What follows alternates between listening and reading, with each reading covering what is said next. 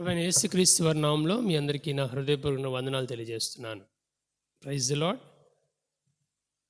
ఈ ఉదయకాలము అక్టోబర్ మాసం 30వ తేదీని దేవుని నామ మహిమార్థమై దేవుడు అనుగ్రహించిన క్యాలెండర్ వాగ్దానాన్ని వేకప్ వర్డ్గా ధ్యానం చేసుకుంటానికి ప్రభు ఇచ్చిన అవకాశాన్ని బట్టి ప్రభుకు వందనస్తుడను.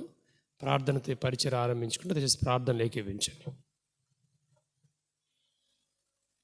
పరిశుద్ధుడా, ప్రేమ నమ్మకం కలిగిన మా తండ్రి, మా ప్రియ బిడ్డలు మేము అందరం కూడా మరి ప్రతి గురువారము మీ నామ మహిమార్థమై ప్రభా మరి ఈ వేకప్ వర్డ్ కార్యక్రమాన్ని కలిగి ఉంటుండగా ఈ దినం కూడా మాకు తోడుగుండండి. మీ వాక్కు ద్వారా మాతో మాట్లాడండి.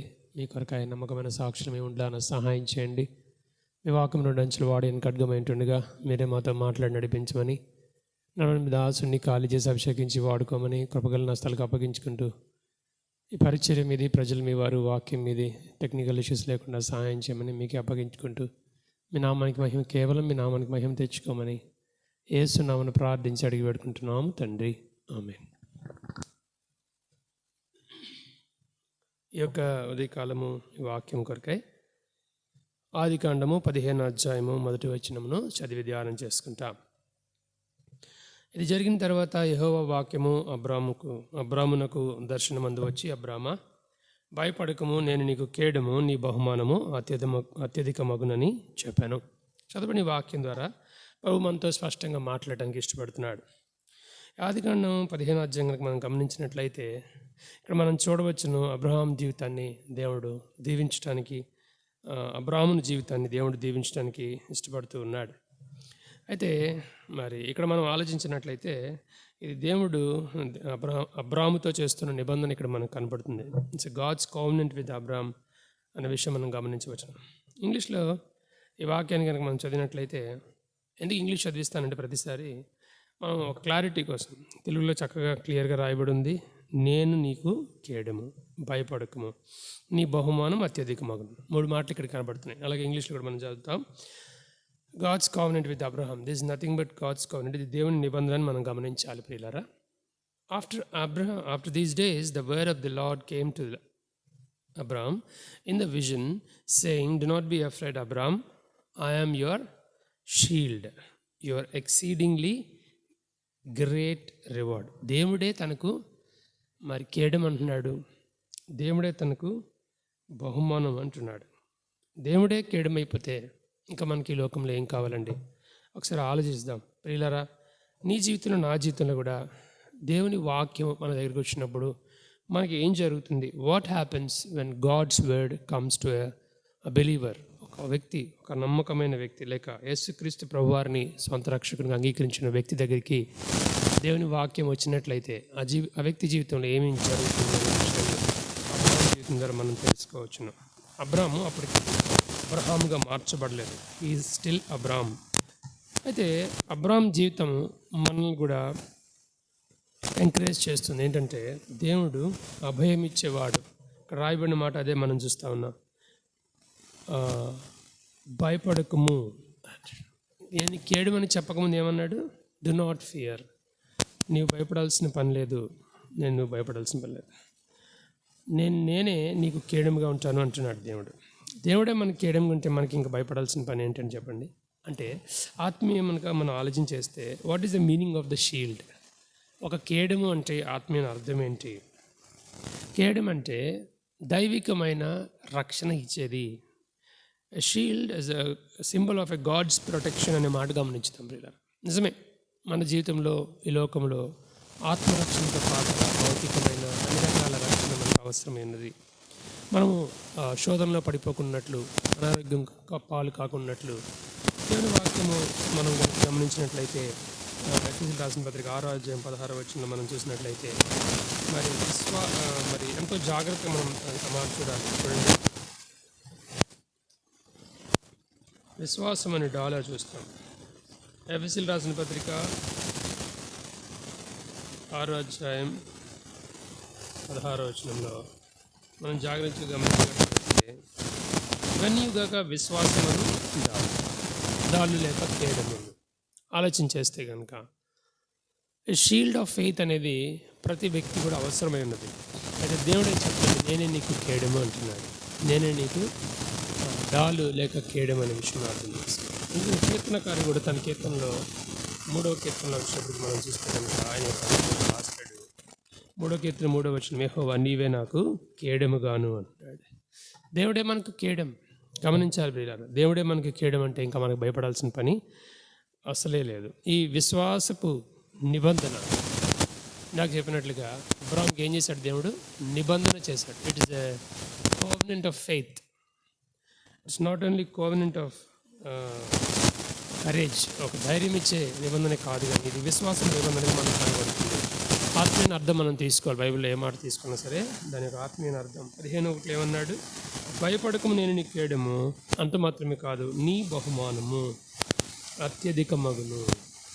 ఎక్సీడింగ్ గిఫ్ట్, ఎక్సీడింగ్ రివార్డ్ అంటాడు ఇంగ్లీష్లో. గమనించాలి ప్రియులారా, ద్వితీయోపదేశకాండంలో కనుక మనం 33వ అధ్యాయంలో కనుక గమనించినట్లయితే ఇశ్రాయేలీలకు యెహోవాయే కేడముగా ఉన్నాడు. ద్వితీయోపదేశకాండం 33వ అధ్యాయం నేను చదువుతున్నాను, చూడండి. 29వ వచనంలో ఇలా వ్రాయబడి ఉంది. ఏమనుంది? ఇశ్రాయేలు నీ భాగ్యం ఎంత గొప్పది, యెహోవా రక్షించి నిన్ను పోలిన వాడెవడు, ఆయన నీకు సహాయకరమైన కేడెం. ఇశ్రాయేలుకి కేడెం ఎవరంటే సహాయకరమైన కేడెము దేవుడే, యెహోవా దేవుడు. నీ నా జీవితంలో కూడా ఆయన కేడెంగా ఉండాలని ఇష్టపడుతున్నాడు. నువ్వు నేను గమనించుకోవాల్సిన విషయాలు చాలా ఉన్నాయి బైబిల్లో. ఈ ఉదయకాలము దేవుడు మనతో సూటిగా మాట్లాడుతున్నాడు. ఇక్కడ 15వ అధ్యాయం 1వ వచనంలో స్టార్టింగ్లో ఒక మాట మనం జాగ్రత్తగా సూచించినట్లయితే గమనించినట్లయితే యెహోవా వాక్యము అనే మాట మనం చూస్తాం. నీ జీవితంలో నా జీవితంలో కూడా దేవుని వాక్యమును మనం ప్రథమ స్థానం ఇవ్వాల్సిన వారు ఉన్నాం. ఇది జరిగిన తరువాత యెహోవా వాక్యము. యెహోవా వాక్యము అంటే దేవుడే, జీసస్ క్రైస్ట్. ఆ వాక్యమే కృపాసత్య సంపూర్ణుడుగా అని యోహాను సువార్త 1వ అధ్యాయం మనం చదువుతాం. ఆయన మన దగ్గరికి వచ్చినప్పుడు, ఆయన మనతో ఉన్నప్పుడు మనం ఏం పొందుకుంటాం అనే విషయాన్ని క్లుప్తంగా మీకు చెప్పి నేను ముగిస్తాను. గమనించాలి ప్రియులార, మొదటిగా మనం చూస్తే కనుక యెషయా గ్రంథం 40వ అధ్యాయం 8వ వచనంలో మనం చదివితే యెహోవా వాక్యము మన దగ్గరికి వస్తే మనము నిత్యము నిలిచే వారు ఉంటాం. చూడండి, గడ్డి ఎండిపోవును, దాని పువ్వుని వాడిపోవును, మన దేవుని వాక్యం నిత్యము. దేవుని వాక్యం ఎలా అయితే నిత్యం నిలుస్తుందో ఆ వాక్యం నీ దగ్గర ఉంటే నీవు కూడా నిత్యము నిలిచేవాడుగా ఉంటావు. So if you want to live for ever, నిత్యము నిలవాలి అంటే భూమి మీద నీ శారీరకమైన అంటే భౌతికమైన జీవితము ముగిపడిన తర్వాత నిత్యత్వంలో కూడా నువ్వు నిరంతరం యుగయుగములు ప్రభుతో ఉండాలి అంటే నీ దగ్గర ఉండవలసింది దేవుని వాక్యం అనగా దేవుడు అనగా యేసు ప్రభువారు.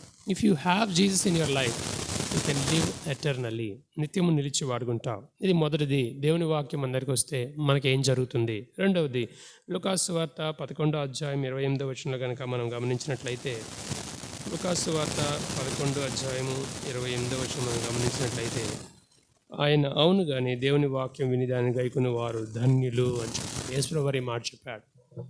Who ever have the word of God with them, whoever hears the word of God, దేవుని వాక్యం ఎవరైతే వింటారో దాన్ని గైకుంటారో వాళ్ళని దేవుడు ఏం పిలుస్తున్నాడంటే ధన్యులు.